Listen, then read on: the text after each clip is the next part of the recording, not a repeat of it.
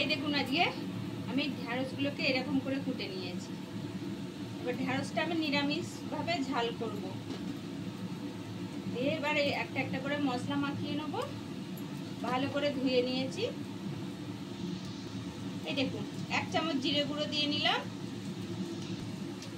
1 চামচের একটুখানি কম ধনে গুঁড়ো দিচ্ছি। 1 চামচ লাল লঙ্কার গুঁড়ো দিয়ে নিচ্ছি। 1 চামচ হলুদ গুঁড়ো দিচ্ছি।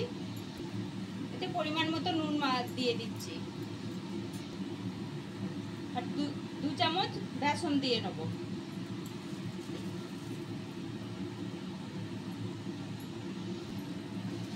এবার সুন্দর করে এগুলোকে মাখিয়ে নেব। এতে আর জল দেবো না,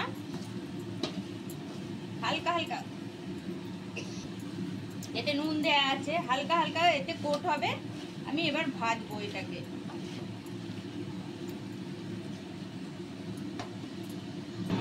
কড়াই তেল গরম হয়ে গেছে। এবার আমি ঢ্যাঁড়সগুলো দিয়ে নিচ্ছি।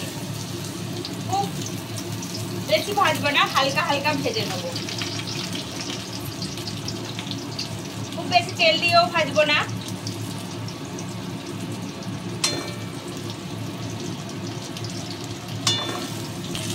এইটা আমার ভাজা হয়ে যাক, তারপর আপনাদের দেখাচ্ছি।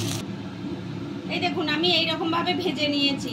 এবার কড়াই একটুখানি তেল দিয়েছি, একটু কালো জিরে ফোড়ন দিয়ে নিচ্ছি। আর একটা শুকনো লঙ্কা একটুখানি ফাটিয়ে নিয়ে দিয়ে দিচ্ছি।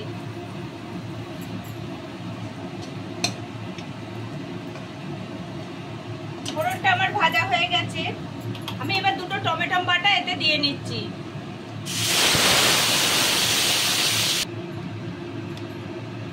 এতে 1/2 চামচ আদা বাটা দিয়ে নিচ্ছি।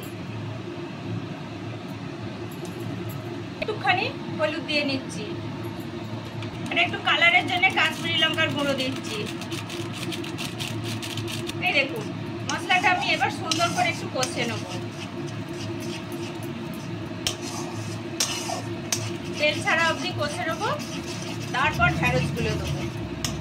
এই দেখুন একটু শুকনো খোলাই ভেজে নিয়ে কসুরি মেথি এতে দিয়ে নিচ্ছি।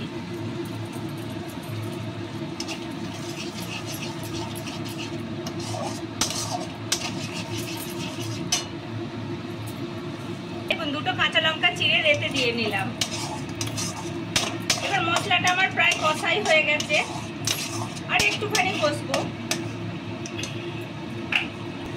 স্বাদের জন্য একটুখানি চিনি দিচ্ছি।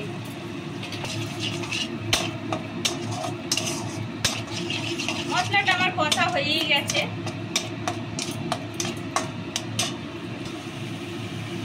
একটুখানি জল দিচ্ছি আমি।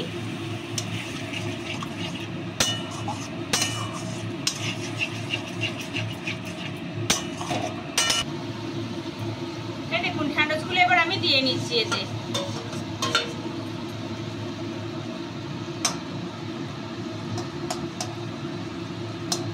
এটা সুন্দর করে লো ফ্লেমে মিনিট 2 ঢাকা দিয়ে ফোটাবো, তারপর নামাবো।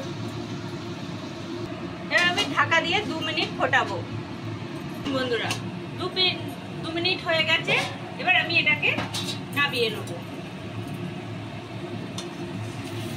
দেখছেন কত সুন্দর দেখতে হয়েছে। এটা রুটির সঙ্গে, গরম গরম ভাতের সঙ্গে খুব সুন্দর খেতে হবে।